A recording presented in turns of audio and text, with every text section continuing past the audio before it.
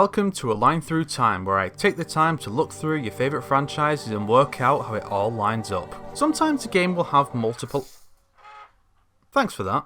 Sometimes a game will have multiple endings a player can achieve. The endings are typically incompatible with one another, forcing the developers, when the sequel comes around, to choose which ending to make canonical. So when you're sorting out the canon for the sequel, there are a few different options available to you.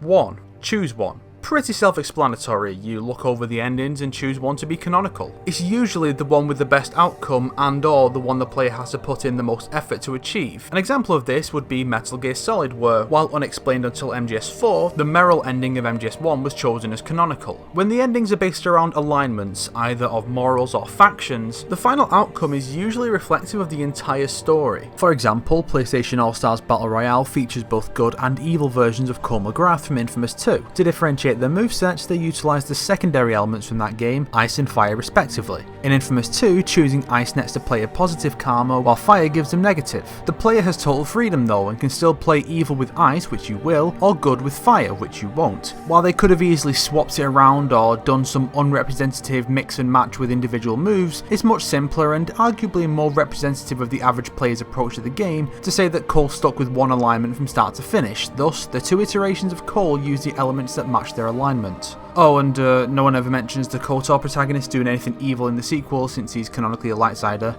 Pros: there's no confusion over what is canonical. Cons: players might not agree with your choice. 2. Write one as canon. Some games have a very clear canonical outcome in mind before the sequel is even conceived, usually labelled as the true ending or good ending, whether referring to the outcome or the alignment of the protagonist. I actually read once that LucasArts had a mandate that all Star Wars games with light side and dark side endings had to have the light side ending be canonical. I don't know if that's absolutely true, but given that Lucas reportedly changed the ending of Return of the Jedi from bittersweet to unambiguously happy, that does sound plausible. Plus, light side endings tended to be standard, predictable, but dark side endings were always way more provocative and interesting. Defeat the villain and leave, fight your master, the old protagonist, and seek power, save the rebel leaders, become the Sith Stalker. See what I mean? Pros: there's no confusion over canonicity. Cons: that ending will undoubtedly end up very safe and predictable, while the more interesting endings will be non-canon. It can be frustrating to get a non-canon outcome your first time through. You might change your mind after it's too late to change.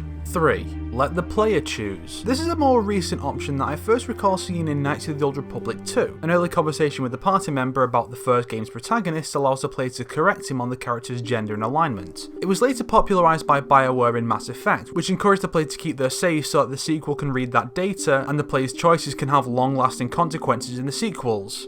Allegedly. BioWare did the same with Dragon Age, and they do try to avoid assigning canonical outcomes where possible. Sometimes the choices are too impactful on the setting to not settle on a canonical outcome for the sake of spin-offs, but for the most part they try not to invalidate a player's choices, aside from the choice to have an ending that means something. Telltale uses the same system, but if you thought Mass Effect invalidated all your decisions, oh boy, are you in for a treat. Pros: no one's personal canon is invalidated. Cons: the ambiguity limits storytelling options in spin-offs. 4. Amalgamate. This option is primarily done in fighting games where most of the cast endings contradict one another. Most modern fighting games that aren't shit tend to avoid depicting the characters who aren't likely to beat the final boss as doing so that even if their ending is some random fuckabout, it's not an automatically non-canon waste of time. Alternatively, a character whose ending has them beating the final boss might be completely accepted as canon aside from that part. In Tekken 5, Fang Wei's ending sees him defeat Jinpachi, obtain the scroll he was seeking, and use its power to shatter a mountain. In Tekken 6, we learn that Jin defeated Jinpachi, but Fang did obtain the scroll, but he didn't know how to use it. Stuff like that. A rare non-fighting example is Resident Evil 1. The game has you choose one of two protagonists, which determines which support character you get and a few other slight changes. The ending is dictated by whether or not the support character dies, when they die, and whether or not you save the other playable character. The two best endings are Chris, Jill and Rebecca live, and Jill, Chris and Barry live. Canonically, all four characters make it out alive, but that outcome is impossible to achieve in the original, the director's cut, the remake, the DS port, or the Umbrella Chronicles retelling. And one last example is Deus Ex. When the second game was being plotted, one specific ending was intended as canonical, but then elements of the other two endings made it in, meaning that all three endings are at least partially canonical, another outcome that the player cannot achieve. Pros: you have greater freedom with what you can and cannot include from the endings. Cons: the story becomes harder to follow. It's frustrating to be unable to achieve the canonical outcome in a game. 5. Multiverse: having multiple endings be equally canonical without combining them is also an option. Drakengard 2 follows the first game's ending A, it's more complicated than that, but shut up, while the Nier franchise follows ending E. The original idea with Command & Conquer Red Alert was that the Allied victory of the first game leads to Red Alert 2, while the Soviet victory gives rise to Kane and leads to the Tiberian Wars. Shuffle, a dating sim visual novel, has 2 spin-off sequels that each follow a different route from the original.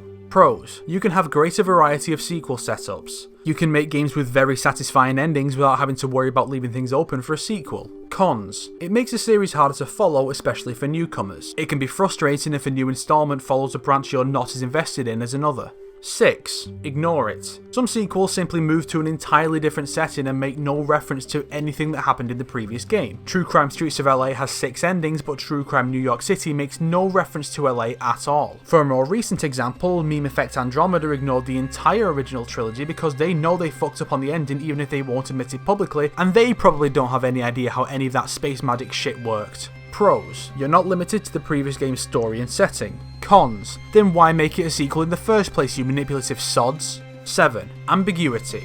This option may sound like it's the same as number 6, but it's actually a little different. Sometimes you can know generally what happened, but not exactly. Silent Hill 1 has a joke ending and 4 legitimate ones. With Silent Hill 3 being a direct sequel, we know that either the good or good plus ending is canon, since Harry does escape with the baby, but Sybil's fate remains a mystery. Stuff like that where it's not precise, but we have the general idea, and sometimes the pieces are all there, but not in plain sight. Pros: you have a little wiggle room without sacrificing much from the previous entry. Cons: a lack of clarity can be unsatisfying. 8. None. This is a very rare option that I only recall seeing once. Edelweiss is a dating visual novel that received a sequel that allows the player to date 2 of the supporting characters from the original. The story here is that the protagonist didn't end up with any of the original heroines, and it picks up after the original's time frame, where they all witness him making a huge fool of himself, putting them off of him forever. Oh, a more mainstream example I thought of after initial editing was XCOM 2. This game establishes that humanity lost Enemy Unknown, which was more of a game-ending event than a proper ending. Also, it doesn't seem to line up properly with that outcome in Enemy Unknown, so it seems to be a completely different failure outcome. So ignoring the previous game's climax altogether is an option, even if it's kinda shitty. Pros: you're not limited to the previous game's story. Cons: it completely invalidates every player's choice from the last game. It makes the last game's story feel hollow because it goes nowhere. So now that the options have been laid out, which option is the best? I don't really think there is one. Someone's going to be upset no matter what you do. So do you place more value in what the fans want or your own vision, in a satisfying ending or more potential for future sequels? There are a lot of factors that go into deciding what ending to go with. Or you can just ignore it because you know most of the fanbase will never forgive you for killing your trilogy in the last 10 minutes, you fuck!